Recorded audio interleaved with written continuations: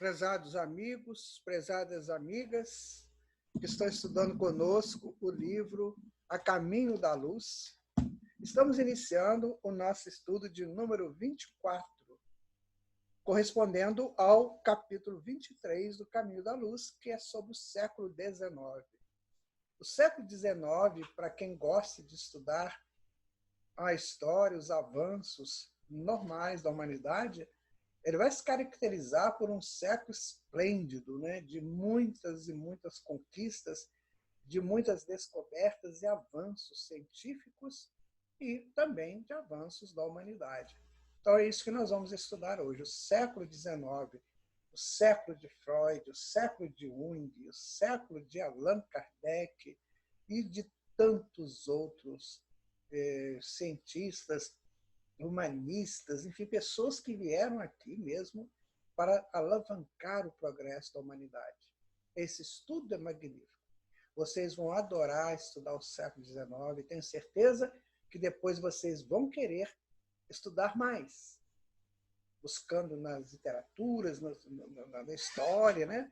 Buscando nos livros especializados, né, do século XIX. E é isso. Então vamos pedir aqui a Jesus sempre que nos ajude, que nos consolide, né? Quem sabe, na estrutura de buscadores reais do Evangelho e seguidores leais do Mestre. Que Ele nos abençoe, nos proteja e que a falange de Emmanuel também esteja conosco. Muito interessante estarmos aqui, muito bom. Agradecemos muito a Jesus por isso. Então, em nome dele, é que nós vamos iniciar o nosso estudo de hoje trazendo essa mensagem magnífica, né, que é a mensagem do século XIX, sabe? Essa mensagem que nós tiramos lá do livro A Caminho da Luz. Bom, neste estudo, estamos nos aproximando do hoje, onde nos encontramos. Tudo está registrado e amarrado na história e em nossos arquivos do inconsciente. Seremos como no futuro? O século XIX veio com a força da união do homem com as leis divinas. Assim é preciso entender. Estudo 24 de 26, capítulo 23. O século XIX, Chico Xavier e Emmanuel, aqui ao nosso lado, os grandes protagonistas dessa obra, o caminho da luz que nós devemos buscar para seguir, né? Terra. E eles vieram. Cientistas, filósofos, teólogos, a doutrina espírita também. Salve, Mãe Terra, sempre reverenciarei você. Minha gente, olha que coisa linda, né? E eles vieram, cientistas, filósofos, teólogos, a doutrina espírita também. Salve, Mãe Terra, sempre reverenciarei você. Bom, depois da Revolução Francesa, nós estudamos isso no outro estudo anterior, né? Afastado Napoleão dos movimentos políticos da Europa, adotam-se no Congresso de Viana, em 1815, aí já século XIX, as mais vastas providências para o ressurgimento dos povos europeus. Então você vê que agora vamos começar a arrumar, né, a humanidade para um ressurgimento diferente dos povos. Era preciso esses 200 anos que nós vivemos depois da Revolução Francesa, né? Século XIX, século XX, foram séculos assim, de um avanço imenso dentro das estruturas científicas, filosóficas, teológicas. Enfim, é um estudo que a gente vai ficar muito tempo falando sobre ele, porque realmente foi extraordinário, né? A diplomacia realiza memoráveis feitos. Lembra quando a gente falou da diplomacia? Que ao invés da luta, né, da briga, da espada, enfim, dos canhões, a diplomacia, o acerto, a conversa, a diplomacia realizou memoráveis feitos, segundo Emmanuel, né? Aproveitando as dolorosas experiências daqueles anos de extermínio e de revolução. Então, agora, Luís XVIII, conde de Provença, irmão de Luís XVI, é reposto ao trono francês, restabelecendo naquela mesma época antigas dinastias. também a igreja é contemplada no grande inventário, restituindo-se-lhe os estados onde fundara o seu reino perecível. Você observa o seguinte, que estava aqui, né? A monarquia. Veio a Revolução tentando criar uma democracia. Não conseguiram. Então volta a monarquia. Por quê? Porque estava na história. Estava na história. Era uma proposta. Porque já estava na história do povo europeu a monarquia. Então tentou-se uma coisa, não deu certo, então vai voltar para a monarquia. Para ver se agora acerta. Né? Continuando, né? Um sopro de paz reanima aquelas coletividades esgotadas na luta fratricida, ensejando a intervenção indireta das forças invisíveis na reconstrução patrimonial dos grandes povos. Então, minha gente, né, foi um sopro de paz. A espiritualidade, então, agindo aí para que comece a fazer uma coordenação melhor, para que os povos possam se ajustarem mais rapidamente às leis divinas. Então, tudo é em função das leis divinas. Tudo. Da apropriação do homem do seu direito de exercer em si a proposta da lei divina. É isso. A história da humanidade é essa, em todos os seus sentidos. Muitas reformas, porém, se haviam verificado após os movimentos sanguinolentos iniciados em 1789. Mormente, na França, semelhantes renovações foram mais vastas e numerosas. Continuando, né? Além de se beneficiar o governo de Luís XVIII com as imitações do sistema inglês, vários princípios liberais da Revolução foram adotados. Aí veio o lado positivo. Porque a monarquia fechada no rei, né? E agora não, já teve um princípio liberal lá da Revolução. Então vamos adotar isso aí, que foi bom. Você vê, o povo vai modificando, vai movimentando, e assim será, minha gente.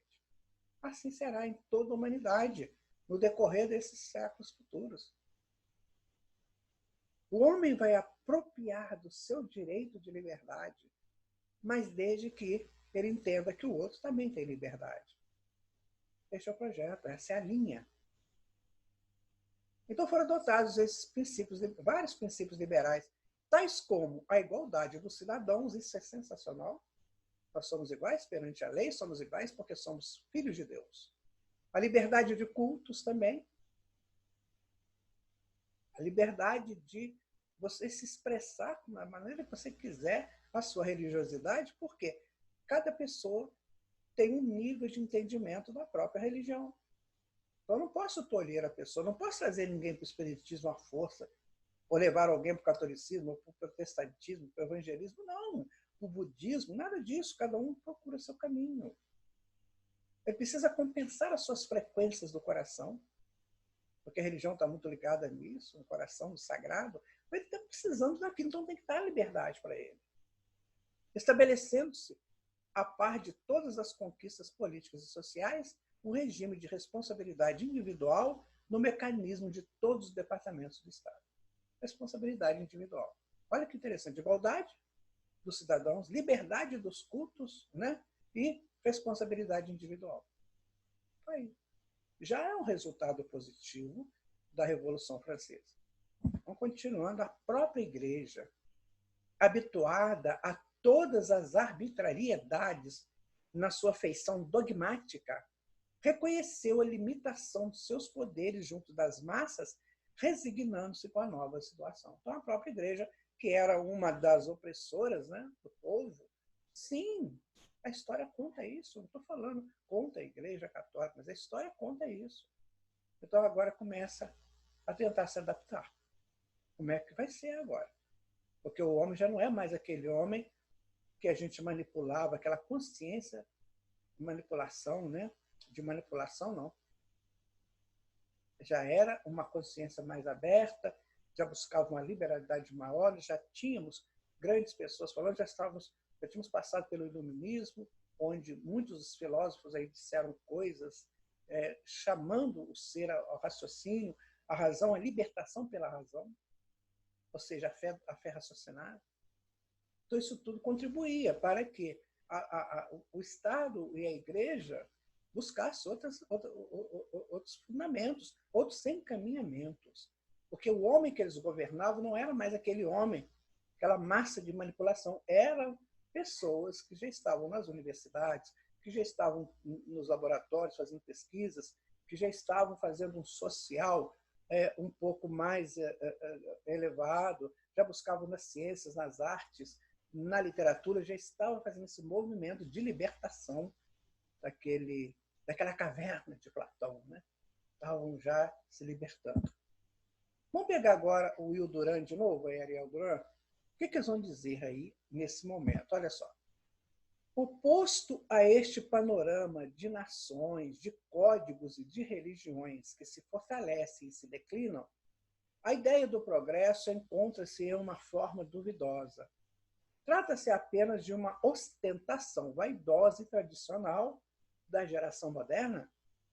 Como não admitimos nenhuma mudança substancial na natureza humana durante os tempos históricos, os avanços tecnológicos terão de ser reduzidos a novos meios para alcançar velhos fins. A busca de bens, de um sexo pelo outro, a superação da competição e a luta sem guerras. Mudou. Agora nós vamos ganhar porque nós estamos competindo no aprimoramento da tecnologia, no aprimoramento do resultado da tecnologia, da produção de bens. Né? Estamos superando, né, essa proposta de uma pessoa buscar o outro, já não é mais uma coisa imposta por um sistema patriarcal rígido, rigoroso, fechado, engessado, mas a pessoa já tem a liberdade de buscar pelo outro. E a tecnologia avançando sempre. Isso, gente, é o movimento do século XIX. É claro que nessa libertação aí, nessa liberalidade, muitos erraram, muitos. Homens, mulheres, crianças, velhos, jovens, adolescentes, muitos erraram, mas muitos acertaram também. E muitos que erraram já estão reencarnados tentando corrigir. Então essa é a dinâmica da vida. Errou? Vamos repetir, vamos consertar. Enquanto houver tempo, vamos arrumar. Depois que o tempo esgotar, serão selecionados. Então, agora, quem ficou, quem pode ficar, quem não pode, como é que vai ser? Mas, aí no século XIX começa essa estrutura toda. Né? Então, o século XIX prometia a felicidade do homem pelos bens das tecnologias, porém, distanciava-o da sua essência espiritual. Aí não se pode ser feliz. Teve esse problema no século XIX. A pessoa foi se afastando do espiritual. Não estou dizendo todos, mas uma grande parcela. Porque a ciência prometia felicidade pelos avanços dela. Eu vou te dar uma casa confortável, eu vou te dar automóveis, eu vou te dar máquina de lavar, né? Vou te dar máquina de cozinhar, fazer um monte de coisa para você, geladeira. Né? E você vai ficar muito feliz. Porque você não vai precisar mais de lavar roupa, você não vai precisar mais de ficar enterrando seus alimentos para não estragar, você vai ter tudo isso na sua mão. Então você será feliz. Era essa a proposta da ciência. Você não precisa mais de Deus, você não precisa mais de religião. Isso aí te prendeu até agora em conceitos que não resolveram o seu problema. Agora nós vamos resolver o seu problema. Esse foi o grande mal. Que ainda tenta persistir até hoje. Tudo vem de Deus, minha gente. Como é que eu posso tirar, né, um bem, por exemplo, como a geladeira, que é um bem imenso que nós temos hoje, como é que eu posso tirar a geladeira de Deus? Não tem como. Tudo que está lá na geladeira veio de Deus. O sistema, a energia que faz aquilo funcionar, o sistema de congelamento, de resfriamento, isso tudo é obra de Deus, que o homem consegue alocar aquilo num aparelho. Mas a obra é de Deus, a essência é divina. Como é que eu posso falar? Como é que eu posso desvirtuar isso? Em tudo aquilo que eu usar na minha casa, no automóvel, em todo lugar que eu estiver, todas as máquinas portentosas que as indústrias utilizam para realizar seus trabalhos, tudo vem de Deus. Então não há como você deslocar, né, esses avanços de Deus. Bom, a independência política da América, isso foi muito bom. Né? A maioria dos povos do planeta, acompanhando o curso dos acontecimentos, procurou eliminar os últimos resquícios do absolutismo dos tronos, aproximando-se dos ideais republicanos ou instituindo o regime constitucional com a restrição de poderes dos soberanos. A Constituição, minha gente, é uma coisa interessante porque ela vai dizer o que a nação quer. O que tem na nação? Qual é a carta maior da nação? A carta magna da nação? É isso aqui. Então, essa é a lei. Então, vamos seguir isso aqui. Porque isso foi votado, foram apresentadas várias propostas, né? Os representantes lá do povo votou aquilo, fez o texto, agora vamos seguir o texto. E esse texto, com certeza, é de igualdade, de liberdade, de fraternidade. Assim se presume. As constituições são criadas para isso. Quando alguém descumpre a Constituição, precisa ser orientado, precisa ser reavaliada a sua posição, onde ele está, o que ele está fazendo. Isso é a proposta de uma Constituição. A América, destinada a receber as sagradas experiências da Europa, sim, para a civilização do futuro, busca aplicar os grandes princípios dos filósofos franceses à sua vida política, caminhando para a mais perfeita emancipação. Então, cada país da América fez a sua emancipação no seu tempo, né, buscando sempre esse conteúdo, né, do pessoal que já pensava nisso há mais tempo.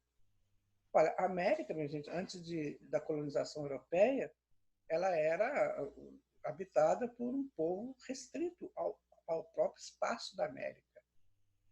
Tinham grandes civilizações? Tinham, nossa, grandes, né?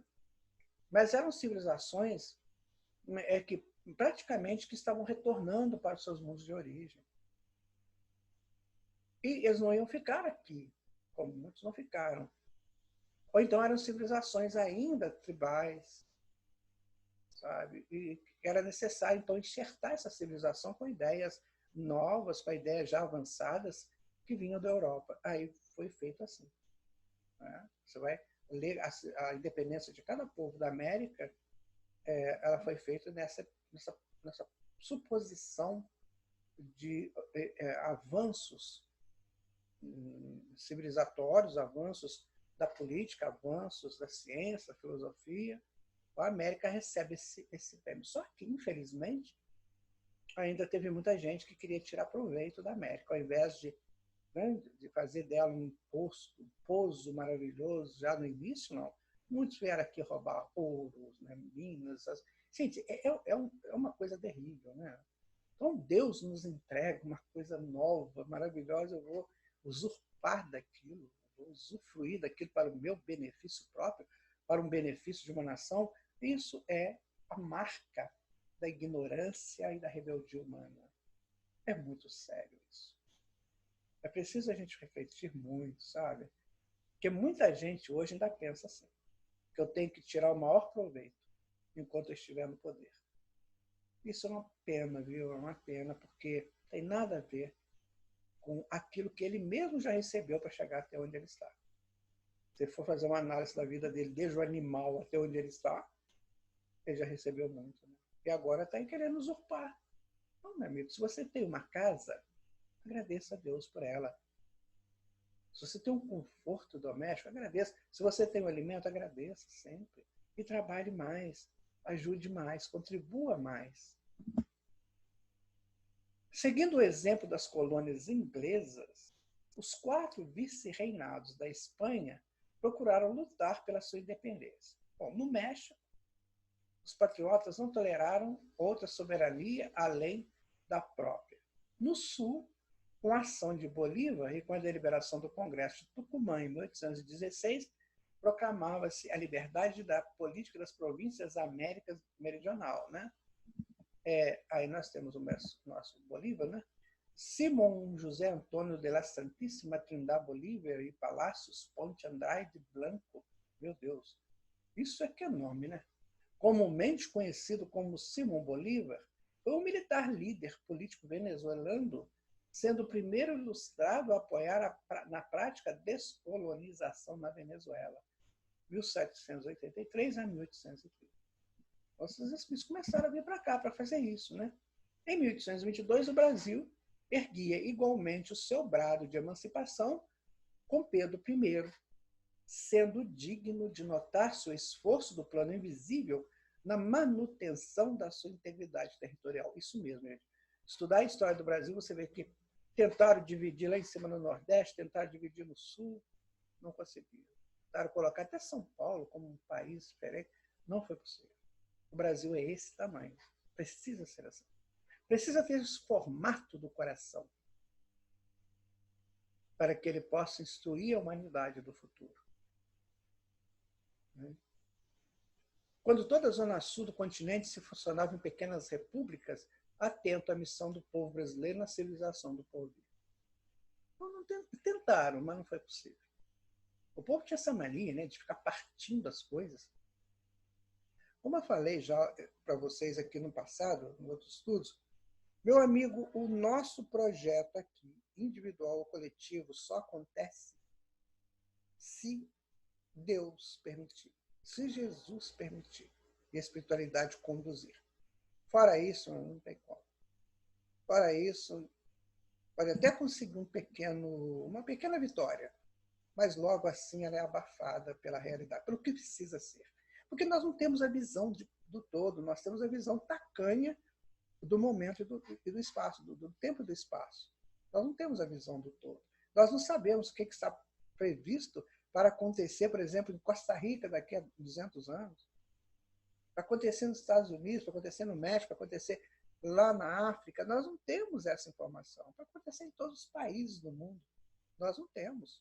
Quem tem só a espiritualidade, porque ela já sabe lá na frente o que vai acontecer, pelas reverberações das frequências geradas na atualidade. Então ela já sabe o que vai acontecer, mas nós não sabemos. Por isso que o homem vai seguindo aqueles critérios que a espiritualidade coloca. Aí ele vai, de repente ele faz isso, ela põe ele no meio. Faz isso, ela põe ele no meio. Mas vai, tem que ser. É o que nós estamos vendo nesse livro. Por isso a grandeza desse livro. Ele coloca para nós a orientação espiritual em todos os setores, tempos e espaços, né, da nossa história. 7 de setembro de 1822, essa é a figura histórica do Brasil, né, da nossa liberdade, libertação, a nossa independência de Portugal, Dom Pedro I, né, as suas tropas, seu encontro lá, uma tropa veio trazer uma carta que tinha que retornar para Portugal, e ele então pega aquela carta e não vou obedecer isso, né, e proclama a independência. Independência ou morte. Então é o grito brado, né, que Dom Pedro dá.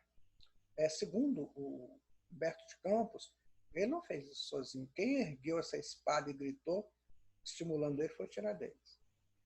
Então, você vê que era o desejo de Tiradentes, era a vontade de Tiradentes, e aí estabelecido agora por Dom Pedro I.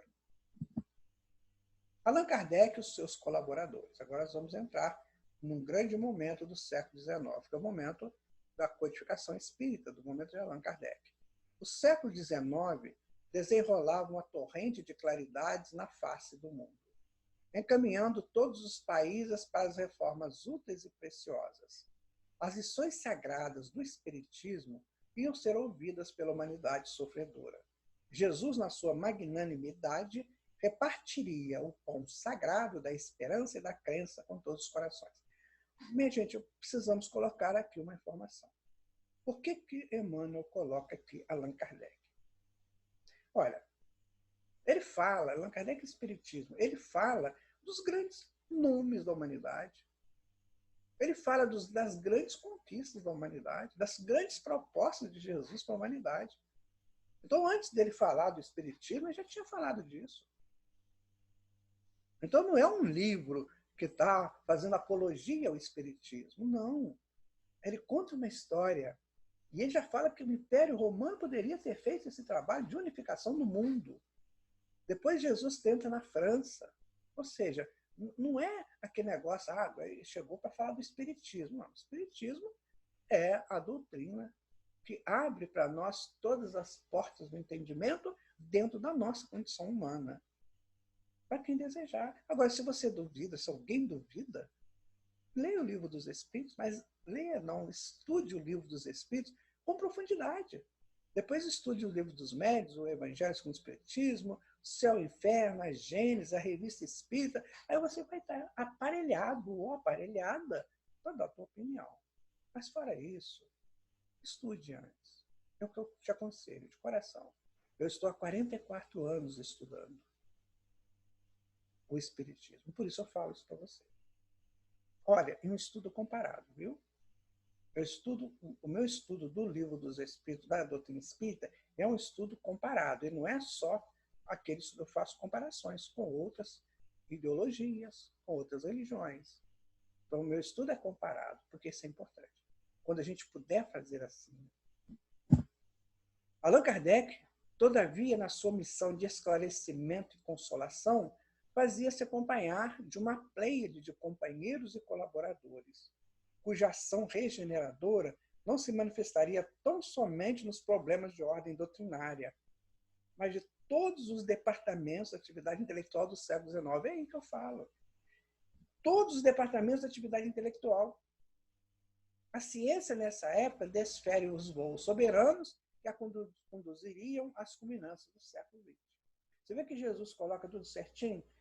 Eu vou colocar para você não só Allan Kardec, eu vou colocar Freud e Jung também, que trabalharam a estrutura humana, a psique humana. Aí vem o Espiritismo trabalhando toda a portentosa existência humana. Aí vem a preparação para o século XX, que nós, né, muitos de nós estamos vivemos nele, e vimos as coisas que aconteceram ali. Então, esse é um convite, minha gente, a entendermos a história de uma maneira mais justa, mais plena. Continuando, né? Esse aí é um espírito que eu respeito profundamente. Deixou obras gigantescas e foi talvez o primeiro colaborador de Allan Kardec, Leon Denis. Ele nasceu em 1846, né, 9 anos antes da doutrina ser promulgada, né, através das Frentes dos Espíritos, e desencarnou em 1927. Debruçou-se sobre os problemas existenciais do ser, desdobrando e elucidando a partir da perspectiva filosófica as consoladoras respostas espíritas a nossos questionamentos milenares sobre a origem e a destruição da vida humana, de modo a facultar-nos uma visão mais ampla sobre o propósito da nossa encarnação sobre a Terra. Viu? Então, a partir de uma perspectiva filosófica, Leon Denis, né, procurou, né, trazer as nossas perguntas, dar respostas às nossas perguntas milenares sobre a destinação da vida humana. Eu vou dizer para você, há mais ou menos uns 30 mil anos que o homem está perguntando. De onde eu vim, para onde eu vou, o que eu estou fazendo aqui? Isso, os nossos ancestrais já perguntavam isso. Eles queriam situar como ser, né? Eu existo, tá bom, eu existo, aqui estou eu, existindo. Agora, de onde eu vim? Qual o meu lugar de origem? O que eu estou fazendo aqui? E o que eu vou ser depois disso aqui? Isso era a pergunta, minha gente. Milenar. E a doutrina espírita veio responder para nós abertamente. Acreditamos que outras religiões fechadas do passado responderam também, mas não chegou ao grande público, ao grande caminhante da Terra, que é o homem do planeta. Não tinha chegado. E o Leon Denis foi um dos que falou muito isso, principalmente no seu livro O Problema do Ser, do Destino e da Dor. Colaborador imediato de Allan Kardec. Segundo consta, se Allan Kardec tivesse falhado, ele seria o segundo, né? Muito bem. Aí nós temos agora a imagem de Camille Flammarion, que é astrônomo, né? Ganhou o prêmio Nobel até. Ele é de 1842 a 1925. Contribuiu como cientista e médium, além de tudo ele era médium, né? Para a elucidação das questões de ordem científica a respeito do universo. Por quê? Porque a doutrina espírita ela tinha que trazer essa informação de universo também. Por quê? Porque lá no passado, nas doutrinas do Oriente, o universo era estudado, minha gente. Eles não falavam só da Terra, eles falavam de universo. Não lembra do Brahma, do Shiva, né, de Vishnu, que eram seres do universo, que controlavam. Brahma era o grande senhor, né? Tinha o Nirvana, que você vai chegar naquele estado de plenitude do universo. Enfim, toda doutrina espírita tinha que ter alguém também para trabalhar isso. E veio o Camilo Flammarion. De modo a descortinar a infinitude do tempo e do espaço, dos sóis e dos mundos, fazendo exaltar a nossos olhos a beleza da criação, a perfeição do Criador. Tinha que ter alguém para fazer isso. Ele tem um livro chamado Deus na Natureza, muito interessante. Se você puder ler, né? Tem Urânia também, não, Urântia, muito bom também. Ele tem livros assim extraordinários. Era um ser, né, das estrelas. Você vê o texto dele, é um texto que nos eleva para além do planeta Terra. Depois você dá uma olhadinha nos livros dele. Aí veio também um cientista, né, muito interessante, Gabriel Delany, de 1857 a 1926. Nasceu no ano do lançamento dos Espíritos. Ao envidar esforços pela investigação científica do fenômeno mediúnico, estabeleceu bases sólidas para a comprovação da imortalidade da alma. Viram como é que foi tudo preparado? Não foi só chegou Allan Kardec, não, veio Allan Kardec, veio Leon Denis, veio Camille Flammarion, veio Gabriel Delany e vieram outros. Foram destacados esses três aqui, mas vieram outros também. Né? Vieram William Crookes, Charles Richer, Aksakov, né? E outros mais. Então, estabeleceu bases sólidas para a comprovação da imortalidade da alma, bem como para a compreensão da natureza do intercâmbio entre os dois planos e dos mecanismos pelos quais o mesmo ocorre, em benefício de nossos trabalhos atuais na seara da mediunidade. Então, ele foi o espírito, enquanto Camille Flammarion, enquanto Leon Denis veio fazer a parte filosófica, Camille Flammarion, a extensão do homem no universo para o universo, né, para a preparação deste homem para a sua casa universal. Aí veio Gabriel Delany falar, né, da imortalidade da alma e da mediunidade. Viram? Que projeto bem feito, bem estruturado. Assim nasceu o Espiritismo. É isso que nós precisamos saber. Né? Esse movimento que a espiritualidade fez, através da proposta de Jesus, para trazer até nós a doutrina espírita. O progresso da arte tipográfica consegue interessar todos os núcleos de trabalho humano, fundando-se bibliotecas circulantes, revistas e jornais numerosos. A facilidade de comunicações com o telégrafo e as vias férreas estabelece o intercâmbio direto dos povos. A literatura enche de expressões notáveis e morredoras. Eu não sei se seu amigo ou amiga se lembra, já viu, né? Porque às vezes a pessoa tem aí uns 80, 90 anos, que deve se lembrar disso. Mas da colocação da via férrea no mundo. Gente, quando a máquina chegava numa cidade pequena, era uma festa. Então, todo dia o povo tinha uma festa, que era a passagem do trem.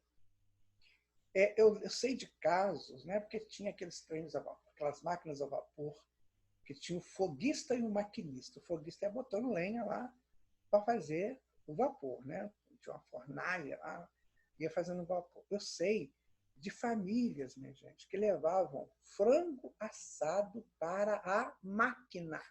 Não era para o maquinista, não. É para alimentar a máquina, o tanto que ela fazia de bem. Tadinho daquelas pessoas. Tão simples. Levavam um franguinho, entregava para o foguista, algo que você jogar a lenha, você joga o frango também para ela, que ela vai gostar. Gente, isso é lindo demais. Isso é um poema. Isso é um poema. Um poema desse crescimento. Eu fui telegrafista. Vocês não têm noção como que aquilo estreitou laços. Quantos telegramas eu passei para confraternizar para uma formatura, para um casamento, para dar uma notícia. Nossa, quantos, né? E a literatura, né? Vemos aí os romantistas, né? Que trouxeram uma ideia meio fantasiosa, mas que pelo menos chamou o homem a essa estrutura de amar e respeitar o outro. Você vê Zé de Alencar, você vê Machado de Assis. aqui no Brasil, né? Álvares de Azevedo. Que literatura bonita, né? Eu lembro do Machado, do Zé de Alencar, no livro A Pata da Gazela, ele falando dos pés de uma jovem, que eram uns pés maiores, e que às vezes tirava a beleza dela, mas não tirava a dignidade de donzela dela. Ai, gente, é muito bonito. Muito interessante. Isso tudo ajudou o homem a ir buscando outras coisas. Sabe, aqueles poemas líricos fantásticos. Então, isso tudo aconteceu. Isso tudo veio para o homem para ajudá-lo. O laboratório afasta-se definitivamente da sacristia, intensificando as comodidades da civilização. Constrói-se a pilha de coluna, descobre-se a indução magnética, surge o telefone e o fonógrafo. Está vendo? Foi tudo uma avalanche. Dom Pedro II, né, foi o que trouxe o telefone para o Brasil. Ele era amiguíssimo lá do Grambel, lá nos Estados Unidos, né? Aí ele trouxe o telefone para cá. O fonógrafo, nossa, como isso chegou, minha gente, foi uma festa. Cada descoberta era uma festa. Por quê? Porque os povos eram muito simples. Eram quase camponeses da Idade Média. Então, eles pegavam, eu lembro disso, na minha infância, eu me lembro, quando chegavam essas coisas, a alegria, que era a festa, que era... Gente, vocês não têm noção o que era uma televisão na casa de uma pessoa. Eu lembro que a gente fazia, às vezes tinha uma pessoa que era mais melhorzinho, né, mais bonzinho, aí tinha um jogo de futebol, e a gente ficava rodeando a casa dele, assim, um monte de gente, pedindo a ele, deixa a porta aberta para a gente assistir. E ele lá no conforto, é claro, ele era o dono, tinha que ter esse conforto. Lá no conforto, e todo mundo sentadinho ali, assistindo o jogo. Gente, isso era uma... E quando você tinha televisão em casa, você podia ligar a televisão, não tinha controle remoto, nada, você tinha que levantar lá e ligar, e mudar de canal. Mas, nossa, era maravilhoso, maravilhoso. Aquelas novelas, aquelas coisas diferentes. Ô, minha gente, isso foi emocionante, tá? Eu vou dizer para você que eu vivi isso. Não é como agora, que, sabe, as pessoas recebem muito sem emoção, né? Sai um celular novo aí, você está querendo 4 mil, tu viu que um celular de 10 mil, se não me engano. Vocês não têm mais aquela emoção, porque, sabe, as facilidades hoje, crédito, linhas de crédito, enfim, vai te levando a isso, até essas aquisições mais rápidas e fáceis. Mas antigamente não era assim. Antigamente, uma proposta inventiva era recebida com festa, com cultos e celebrações. Fogão a gás. Vocês têm noção de quando isso chegou nas nossas casas? Eu tenho uma psicografia, que está no livro Destinos, Marcas e Respostas, que eu psicografei, foi lançado pela Mitos, lá de São Paulo, e conta como é que foi a chegada do fogão numa casa lá do interior, a festa que foi, a relutância daquelas senhoras, né? Ah, não, eu quero meu fogão de lenha, fogão a gás.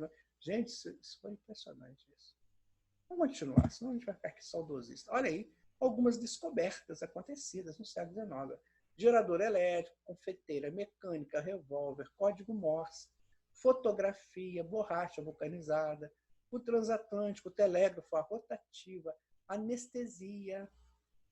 Até 1846 não tinha anestesia. Máquina de costura, nitroglicerina, cabo submarino, elevador mecânico, aço corante sintéticos, exploração de petróleo, metralhadora, dinamite, máquina de escrever, bonde elétrico, telefone, fonógrafo, luz elétrica em 1879, até lá não tinha, bactérias da pneumonia, bacilo da tuberculose, liga de aço, fibra artificial.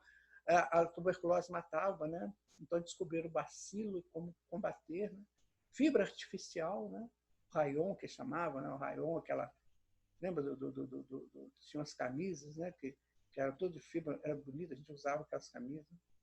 O linotipo, que era de impressão para jornais, caneta tinteiro, isso aí, eu tenho um amigo, minha gente, que tem uma coleção de caneta tinteiro que você não tem noção. Tem caneta de Richelieu, tá? Tem caneta de Conde não sei o quê, tem aquela coleção maravilhosa, lindo. vacina contra a raiva, automóvel, alumínio, pneu de borracha, fogão elétrico de cozinha, que eu estava falando para vocês, bacilo da peste bubônica, que matou a beça, raio-x, cinema, parasita da Malásia, motor a diesel, submarino, mosquito transmissor da febre amarela, balão dirigível, rádio, avião. Eles falaram aqui irmãos Wright, né? Mas é Santos Dumont, tá, gente? Estrutura atômica, teoria da relatividade. Vocês viram o que aconteceu de 1831 a 1905? Vocês percebem cada coisa dessa quando chegavam? E aí ele coloca só que é aqui, mas tem mais. Vamos valorizar isso, minha gente. Não vamos perder isso, não. Porque isso aí foi proposta de Jesus para nós. Nós chegamos a esse ponto da evolução que ele mandou isso aí para nós. Isso já estava tudo no mundo. Tudo aí. Mas teve que esperar chegar ao século XIX. Então agradeça a Deus por tudo que você tem, que você está vivendo.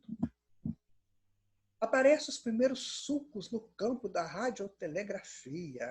Tinha rádio, telegrafia, depois foram para os rádios, né? Você já fazia essas comunicações por rádio, teve o seletivo também, que era mais rápido. Encontra-se a análise espectral, a unidade das energias físicas da natureza, isso aí. Estuda-se a teoria atômica, a fisiologia assenta bases definitivas com a anatomia comparada, as artes atestam a vida nova, a pintura e a música denunciam elevar sabor de espiritualidade avançada. Agora eu pergunto para você, amigo ou amiga, se nós estivéssemos nesse período todo todos ligados ao Evangelho de Jesus, desde a proposta de Roma, como é que seria isso para nós? Seria um cântico. É como se fosse um dançar dos cisnes. Seria maravilhoso. Mas a dádiva celestial do intercâmbio entre o mundo visível e invisível chegou ao planeta nessa onda de claridades inexprimíveis. Sim. Aí veio, né, a comunicação dos mundos espiritual. A dimensão aumenta, né? Ou então tira essa linha de divisão de mundo espiritual com o mundo físico. O espiritismo vinha esclarecer os homens, preparando-os o coração para o perfeito aproveitamento de tantas riquezas dos céus. Viram, gente? As ciências sociais, né? O campo da filosofia não escapou a essa torrente renovadora.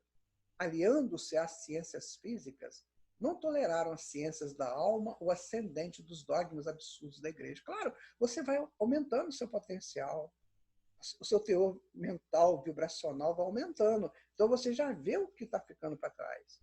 Isso aí não dá para mim. É o peixinho vermelho, né? Saiu lá daquela lagoa e foi para o oceano. Não, ele viu que tinha uma coisa diferente. Essa lenda está no livro Libertação, que Emmanuel conta. A lenda do peixinho vermelho. Depois você dá uma olhadinha lá. Livro Libertação, psicografia do Chico Xavier, pelo Espírito André Luiz. O prefácio é de Emmanuel. Então, aí começou. Aí, assim, as coisas antigas foram perdendo valor, como acontece até hoje. Né? As confissões cristãs, atormentadas e divididas, viviam nos seus templos um combate de morte. Longe de exemplificar aquela fraternidade do Divino Mestre, entregavam-se a todos os excessos do espírito de seita. Eu confessar meu pecado para um outro homem, para ele me dar a absolvição de Deus. Gente, isso aí não tem lógica. Não tem lógica. Com todo respeito à Igreja Católica, mas não tem lógica isso. Quem é essa pessoa que tem esse poder divino? Só Jesus que teve isso, meu Deus. Só Jesus era o intérprete direto de Deus. Só ele. Um homem não faz isso. O homem está cheio de erros também. Imagina quanta coisa não aconteceu naquele confessionário e depois da confissão. Bom, vamos deixar isso para lá. A filosofia recolheu-se, então, no seu negativismo transcendente, aplicando às suas manifestações os mesmos princípios da ciência racional materialista. Assim, a filosofia, então, ela começa a fazer uma coisa meio fechada, meio tacanha, sabe? Querendo ainda estruturar as pessoas num pensamento negativo. Isso está repercutindo até hoje.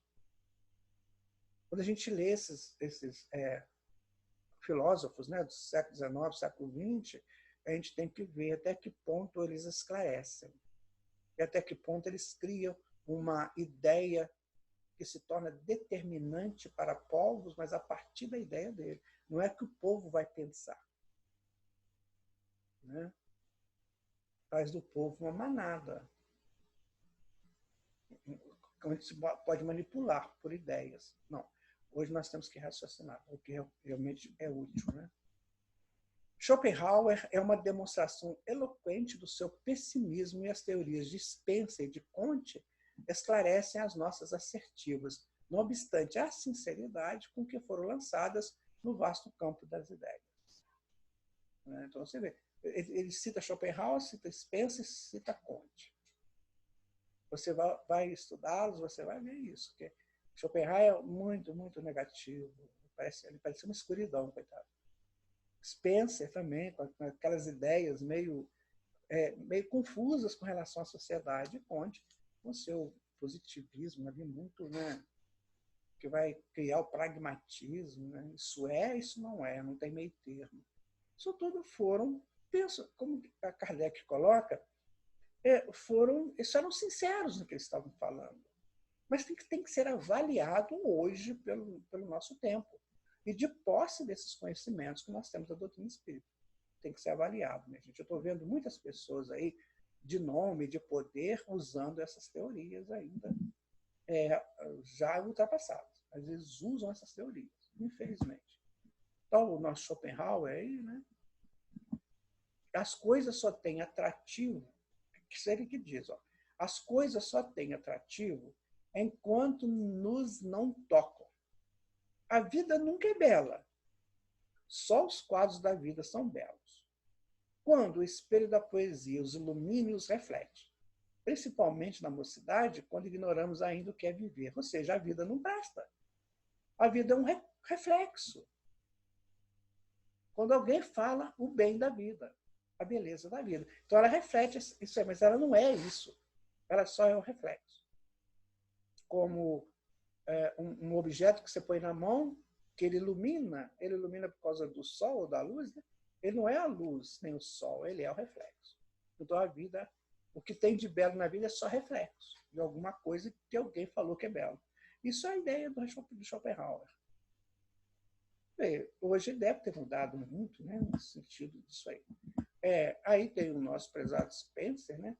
A cultura do espírito aumenta os sentimentos de dignidade e de independência. Aí ele falou uma coisa legal, né? A cultura do espírito aumenta os sentimentos de dignidade e de independência. Mas, em outras palavras, vocês são todos burros, ignorantes. Mas eu estou dando um caminho para vocês. E o Comte, né? Está aí essa figura interessante, né? A moral consiste em fazer prevalecer os instintos simpáticos sobre os impulsos egoístas. Minha gente, instinto simpático. Instinto é uma coisa que nós vivemos, né, no passado. Será que esses instintos, né, funcionam sobre os impulsos egoístas? Não sei, pode ser que sim, mas isso depende muito de uma pessoa para outra, né? Isso é pragmatismo, né, gente? A Igreja Romana era culpada de semelhantes desvios, dominando a ferro e fogo, aconchegada aos príncipes do mundo, não tratara de fundar o império espiritual dos corações à sua sombra acolhedora. Vocês imaginam se essas igrejas fantásticas, construídas, né, pelo mundo cristão afora, se tornassem grandes escolas e não locais de cultos e celebrações litúrgicos? Imaginam isso? Até que tinha padre que tentava fazer ali uma escola de catecismo, uma escola de orientação de casais, mas essa é uma coisa muito, muito simples, muito, sabe? Nossa, você já pensou se aquilo ali fosse uma grande escola de moral cristã, onde se conversasse o evangelho assim, abertamente, seminários, congressos? Nossa, nós hoje seríamos outro povo, tá? Longe da exemplificação do Nazareno, amontoara todos os tesouros inúteis, intensificando as necessidades das massas sofredoras, extorquia antes de dar, conservando a ignorância em vez de espalhar a luz do conhecimento. Ou seja, quem fazia aquilo lá era só espírito ignorante mesmo, que só queria saber de riquezas materiais. Jesus procurou isso, meu Deus. Onde que eles tiraram isso? Eu estou dizendo que eu posso ter sido um deles também, mas onde tiramos isso? A não ser do nosso interesse mesquinho, ignorante sobre a vida espiritual. Né? A tarefa do missionário. A tarefa de Allan Kardec era difícil e complexa. Competia-lhes reorganizar o edifício desmoronado da crença, reconduzindo a civilização às suas profundas bases religiosas. Aí era a tarefa de Kardec. Era reconduzir as civilizações para as profundas bases religiosas, que a gente vai chamar de religiosidade, que a gente vai chamar de busca do sagrado. Então essa, minha gente, era a missão de Allan Kardec, que ele distribui nos seus livros. Atento à missão de concórdia e fraternidade da América, aqui na América a missão é concórdia e fraternidade. O plano invisível localizou aí as primeiras manifestações tangíveis do mundo espiritual no famoso lugarejo de Hydesville, provocando os mais largos movimentos de opinião. Lembra aquelas irmãs Fox, né? Que conversaram com o espírito lá, e começou então o processo da comunicação do mundo físico com o mundo espiritual. Começa aqui na América, lá nos Estados Unidos. Né? Aí estão elas, irmãs Fox, e a residência delas. Ali o espírito estava reclamando, porque foi assassinado, né, e deixado o corpo dele, ficou lá enterrado. Ele era um mercador, fizeram isso para matá-lo, para roubar os bens dele. Ele pediu abrigo nessa casa e os donos, os moradores, acabaram assassinando ele para roubar as coisas dele. E essas moças aí, irmãs Fox, né, já estão mais idosas, mas elas eram crianças, quando elas começam a observar isso, as batidas, os barulhos, elas conversam com eles, estabelecem essa ligação do mundo físico com o mundo espiritual. Né? Mas, infelizmente, depois elas tiveram que negar por uma pressão da religião que a família delas tinha. Né? Não vou dizer porque não há necessidade. A fagulha partira das plagas americanas, como partira igualmente delas a consolidação das conquistas democráticas. Isso é bonito falar, né, gente? Que a democracia foi consolidada aqui. Foi tentada na Europa e consolidada aqui. A Europa busca ambientar as ideias novas. Deixa eu só falar uma coisa. Pode ser que alguém agora tenha pensado isso, mas é democracia mesmo? Gente, democracia depende de muita inteligência. O Will Durant, ele fala isso no livro dele. A democracia necessita de homens inteligentes, senão ela não chega ao ponto máximo que ela precisa. Por isso que as nossas democracias ainda não são ainda estruturadas e funcionam de uma maneira grandiosa, porque as pessoas não usam da inteligência, usam da emoção. Não usam da razão, só da emoção. Então tem que equiparar isso aí, para que a democracia atinja o seu nível. Então a Europa busca ambientar as ideias novas e generosas que encontram o discípulo no seu posto de oração e vigilância, pronto a atender aos chamamentos do Senhor. Numerosos cooperadores diretos da sua tarefa auxiliam-lhe o esforço sagrado, desdobrando-lhe as sínteses em gloriosos complementos. Como sempre dizemos, Emmanuel sempre falando, o mundo espiritual agindo o tempo todo no mundo físico. Aí está a nossa Amélie Baudet e Allan Kardec. Esse casal, né? O livro dos Espíritos, o livro dos Espíritos, as cartas que Kardec recebia, né? Muito bonito. Um casal muito alinhado, né? Muito bonito. Deus os ampare sempre. A tarefa do missionário, o orbe, com as suas instituições sociais e políticas, havia atingido um período de grandiosas transformações. A gente viu isso naquela relação daquilo que aconteceu no século XIX, século XX, que requeriam mais de um século de lutas dolorosas e remissoras. O Espiritismo seria a essência dessas conquistas novas, reconduzindo os corações ao Evangelho suave do cristianismo. Ele fala isso, Emmanuel, né? E a gente convida todos a refletirem sobre e buscar essa confirmação. Por isso que temos que seguir o conselho do Espírito da Verdade, que está no Livro dos Espíritos. Espíritas amai-vos, espíritas instruí-vos. Só assim a gente vai chegar a essa conclusão. Né? Provas coletivas na França, Então, cumpre-nos assinalar as dolorosas provas da França, depois dos seus excessos na Revolução e nas campanhas napoleônicas. Depois dessas revoluções de 1830 e 1848, mediante as quais se efetuam penosos resgates por parte dos indivíduos das coletividades, surge a Guerra Franco-Prussiana de 1870. A grande nação latina, que é a França, por causas somente conhecidas pelo plano espiritual, é esmagada e vencida pela orgulhosa Alemanha de Bismarck, que, por sua vez, embriagada e cega no triunfo, ia fazer jus às dores amargas de 1914 a 1918, da Primeira Guerra Mundial. Você vê, fez, recebe. Isso individual e coletivamente. Paris, que assistia com certa indiferença às dores dos condenados do terror, comparecendo aos espetáculos tenebrosos do cadafalso e aplaudindo os opressores, sofre miséria e fome em 1870, antes de cair em poder dos impiedosos inimigos em 28 de janeiro de 1871. As imposições políticas do imperador Guilherme em Versalhes e as amarguras coletivas do povo francês nos dias da derrota significam o resgate dos desvios da grande nação latina. Um dado para o historiador isso aí. São resgates. Você fez, você resgata. É preciso resgatar. Você oprimiu, agora você vai ser o opressor. Você vai ser oprimido. Por isso que nós temos que tomar cuidado com a nossa história, porque isso aqui está falando da história do mundo, mas tem a nossa história também. Como é que eu estou agindo com o outro? Como é que eu estou agindo no meu ciclo de relacionamento? Se eu fizer isso aí, eu vou receber. O que eu fizer de bom, receberei o bem, de mal, o mal. Né?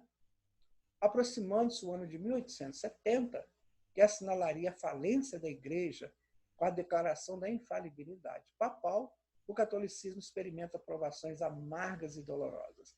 É aí que termina, quando nós estudamos lá para trás, quando ele fala, né, da besta do Apocalipse, que termina em 1870, termina aí, o domínio pleno da Igreja. A partir dali, a Igreja só foi decaindo. O seu poderio, né, a sua pujança só foi caindo. Que hoje está aí buscando, de alguma maneira, coisas novas, mas enquanto ela negar reencarnação, mediunidade, pluralidade dos mundos habitados, minha gente, não vai conseguir muito, não. Não vai conseguir. Porque são leis divinas. São leis naturais que homem nenhum tem o direito de interpor. Infelizmente, essas religiões continuam fazendo isso, negando princípios naturais da lei de Deus.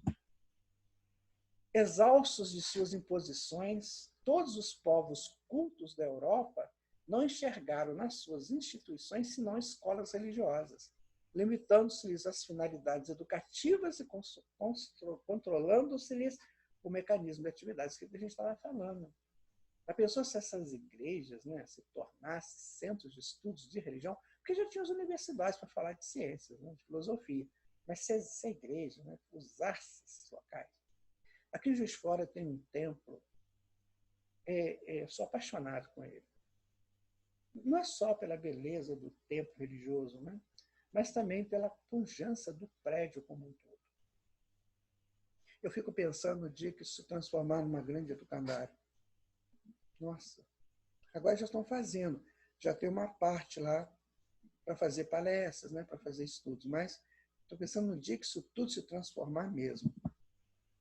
As provações da igreja, né, compreendendo que o Cristo não tratara de assambarcar nenhum território do globo, os italianos naturalmente reclamaram seus direitos no capítulo das reivindicações, procurando organizar a unidade da Itália sem a tutela do Vaticano.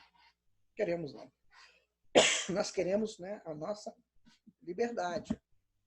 Então, desde 1859, estabelecera-se a luta, que foi por muito tempo prolongada em vista da decisão da França, que manteve todo um exército em Roma para a garantia do pontífice da Igreja. Mas a situação de 1870 obrigara o povo francês a reclamar a presença dos guardas do Vaticano, triunfando as ideias de Cavour e privando-se o Papa de todos os poderes temporais, restringindo-se a sua posse material, começa com Pio IX a grande lição da Igreja. Aí já chegou. Até então, os papas brigavam entre eles, aquela coisa lá, né? Busca de poder, faziam 2 papas e tal, essa coisa toda. Agora não, agora a sociedade chegou e falou, agora não, agora acabou. Vocês tiveram um tempo muito grande. Então agora vamos restabelecer essa ordem religiosa do mundo. O homem precisa disso. E aí a igreja foi perdendo o seu grande poderio, né? Sua grande pompa, né? Mas ainda existe muita coisa, né? Porque não é fácil, nós somos muito tempo de domínio, muito tempo. Então você vai com calma, né? Ou ela vai se transformar. A igreja só tem uma saída: transforma. Transforma, muda o seu modo de pensar, para com tanto paramento, com tanto rito, para com tudo isso, estabeleçam ali uma estrutura de ensinamento para o homem do Evangelho de Jesus. Aí uma sobrevivência da igreja. Fora isso, não tem caminho. Bom, provações da igreja, né? Então, nós vamos falar de uma pessoa aqui, olha, que ele foi primeiro-ministro do Reino da Itália, né, entre Cavour, né, entre 23 de março de 1861 a 6 de junho de 1861. O que ele fez? Olha, a agricultura foi valorizada e modernizada graças ao uso contínuo de adubos químicos que eram cada vez mais difundidos. Há uma vasta obra da canalização destinada a eliminar a frequente falta de água para a irrigação e a facilidade de transporte dos produtos agrícolas. Tá vendo? É progresso, minha gente. Se você quer ficar parado, você vai morrer parado. Não tem como. Eu vou inundar a tua cidade. Eu tirei todo mundo. Vou te dar uma outra cidade. Mas tem aquele relutante que fica lá. Não, não vou sair. Então morre afogado. Infelizmente, é essa a lei. Ou você adere às transformações úteis e necessárias, ou você se perde no seu conservadorismo exagerado. A indústria foi renovada e fortalecida através da criação de novas fábricas e ao aumento da capacidade produtiva das já existentes, especialmente do setor têxtil. O comércio fundado no livre intercâmbio interno e externo é facilitado por uma série de tratados com a França, a Bélgica e Países Baixos, de 1851 e 58, conseguindo um forte crescimento. Além disso, esse senhor tomou medidas para renovar o sistema fiscal, baseando não somente sobre impostos indiretos, mas também sobre os impostos diretos, que afetam, sobretudo, as grandes rendas. As grandes rendas, viu? Fortalecer os bancos com a instituição de um banco nacional para a concessão de empréstimos com juros não muito elevados. Você vê que espírito que é esse, meu Deus? Um homem de visão, uma pessoa, pode ser uma mulher também, mas de uma visão assim ampla, para ajudar a sociedade. Ele queria alguma coisa para ele? Não, ele queria para o povo. É assim que os nossos governantes precisam de pensar, né? Aí está essa figura. Que Deus o abençoe, meu amigo. Que Deus te abençoe, meu irmão, onde você estiver. O período das grandes transformações estava iniciado. E ela, que sempre ditara ordens aos príncipes do mundo, na sua sede de domínio, iria tornar-se instrumento de opressão nas mãos dos poderosos. Aí foi terminando, né? Foi terminando gradativamente. Olha, eu tenho um carinho muito grande pela Igreja Católica, né? Pelo meu passado reencarnatório e também nessa encarnação, que eu fui seminarista. De vez em quando eu vou lá no seminário que eu participei, que está lá hoje entregue, né? Assim, não tem o que se fazer com aquele prédio, não tem mais meninos para estudar lá, não tem mais nada. Mas foi muito bom na época que eu estava lá. Uma pena que eu sentia aquela coisa muito de opressão. Eu saí por causa disso. Era muita opressão, eles não sabiam te responder perguntas básicas, né, sobre a vida, eles não sabiam.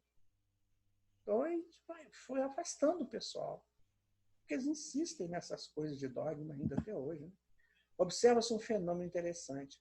A igreja, que nunca se lembrara de dar um título real à figura do Cristo, assim que viu desmoronarem-se os tronos do absolutismo com as vitórias da República e do Direito, construiu a imagem do Cristo Rei para o cume de seus altares. Isso aí foi um grito de desespero, né, gente? Olha o Cristo Rei. Quer dizer, vocês têm que olhar o que a gente está falando, que nós estamos falando em nome do rei. É aquilo que Judas queria, né? Eu vou enaltecer a figura de Jesus e ele vai se mostrar e vocês vão ter que obedecê-lo. Isso é imposição. Né? Ela teve tanto tempo para mostrar, né? Gente, vocês sabem o que são esses espinhos aqui no coração? Agora que eu descobri o que é, olha. Esses aqui são os espinhos que a humanidade plantou no coração de Jesus. É o símbolo, claro, mas são os símbolos disso. Olha que sério isso. Agora vem a palavra do Emmanuel, a gente tirou do livro Luz no Caminho, do Franciscano Xavier e dele, né? No capítulo 8. Agora é o momento de conversarmos com o Emmanuel. Né? O que ele tem para nos dizer? Vamos ver. Ante o mundo moderno, em doloroso e acelerado processo de transição, procuremos em Cristo Jesus o clima de nossa reconstrução espiritual para a vida eterna. Multipliquemos as assembleias cristãs, quais a deste momento, né? Eu estava falando alguma noite, em que elevamos o coração ao altar da fé renovada, ou da fé renovadora. Em torno de nossas atividades religiosas, temos a paisagem de há quase 2000 anos. Profundas transformações políticas assinalam o caminho das nações. Asfixiantes dificuldades pesam sobre os interesses coletivos em toda a comunidade planetária. E, acima de tudo, lavra a discórdia em toda parte, desintegrando o idealismo santificante. Este é o plano a que nos novos discípulos são chamados. O momento, por isso mesmo, é de luz para as trevas, amor para o ódio e esclarecimento para a ignorância, bom ânimo para o desalento. E isso é o convite de Emmanuel para nós. Vamos lá? Luz para as trevas, amor para o ódio, esclarecimento para a ignorância, bom ânimo para o desalento. Você sabe que ele parafraseou a mensagem de Francisco de Assis aqui, jogando os opostos, né? Que a gente possa participar com a espiritualidade deste momento de luz, deste momento de amor, de esclarecimento e de bom ânimo. Vamos? Palavra do analista, né? Após a Revolução Francesa, o mundo conheceu os caminhos da independência nos reinos absolutistas. A América instituiu suas democracias e a Europa iniciou uma nova fase visando conquistas maiores que viriam com as grandes descobertas científicas e tecnológicas do século XIX. Com o legado dos iluministas do século XVIII, muitos livres pensadores iniciaram suas pesquisas e propostas pessoais. A Igreja já não tinha mais tanto poder sobre os povos e seus dogmas tornaram-se obsoletos diante de tantos descortinar de novos horizontes. Foi um século que marcou pelo deslocar das vidas em repressão gigantesca para nações que buscavam um novo tratado de vida e de sociedade. Allan Kardec surge nesse período. Com sua presença equilibrada e sensata, recebe a incumbência de trazer para o mundo o Consolador prometido por Jesus, dentro de um corpo doutrinário que prima nos pilares básicos da lei divina e onde a fé necessita ser raciocinada.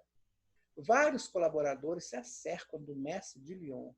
Leon Denis, Camille Flammarion, Gabriel Delane, entre outros, deram a ele a sustentação científica e filosófica para que o Espiritismo chegasse e abrangesse mentes cultas e pessoas simples. Este foi o nosso estudo, o resumo do nosso estudo. Palavra do trovador, né? A humanidade estava pronta para entrar numa nova era. Tudo fora preparado, muito embora com as dificuldades propostas pela própria humanidade. As maldades começariam a ser combatidas. Um novo avanço, uma nova conquista, eis o século XIX. Do alto vieram gênios no campo das ciências, no campo social. A América se ia tornando independente, mostrando ao velho continente nova forma de viver. As pátrias americanas tornavam-se prósperas. A cabeça era os Estados Unidos, e o coração o Brasil. Por isso é que estamos nessa pátria de luz.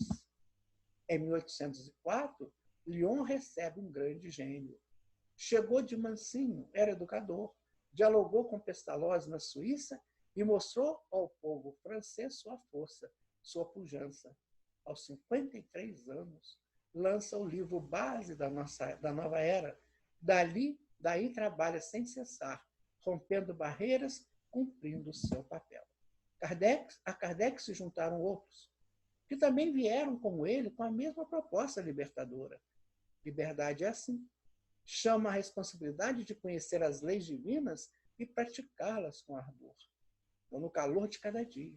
A revolução agora seria outra, de cada um para si, em busca da plenitude. É isso aí. Nosso caminho da luz, de novo, né? Sempre essa imagem, né? Que ela possa estar gravada em nós para que a gente saiba buscar essa luz. Emocionante é estudar a marcha da humanidade, que saiu do primitivismo para alcançar os tempos atuais. Passo por passo, ação por ação. E o mais incrível é que eu, você, todos nós participamos, marcando nossas passagens. É o nosso momento na nossa história. Então é emocionante estudar a marcha da humanidade, que ela saiu do primitivismo para alcançar os tempos atuais. Passo por passo, ação por ação, e o mais incrível é que eu, você, né, todos nós participamos, marcando nossas passagens. Então, minha gente, assim nós estamos terminando, né, o nosso estudo de hoje, número 24, né, falando sobre o século XIX, muito felizes, claro, por aqui estarmos, conversando sobre Jesus, conversando sobre as ações do Mestre no mundo, sobre a espiritualidade. Que você possa refletir bastante sobre isso. E passar para frente, né, as suas reflexões gloriosas. Agradecemos a Jesus por estarmos aqui. Agradecemos a você por estar acompanhando conosco esse estudo. Agradecemos a Emmanuel, Chico Xavier. São pessoas fantásticas. E vamos encerrando o nosso estudo de hoje, muito gratos a Jesus e muito gratos à espiritualidade que está conosco, os amigos espirituais que nos acompanham. Então, minha gente, fiquemos com Jesus e até o nosso próximo encontro. Muito obrigado, muita paz.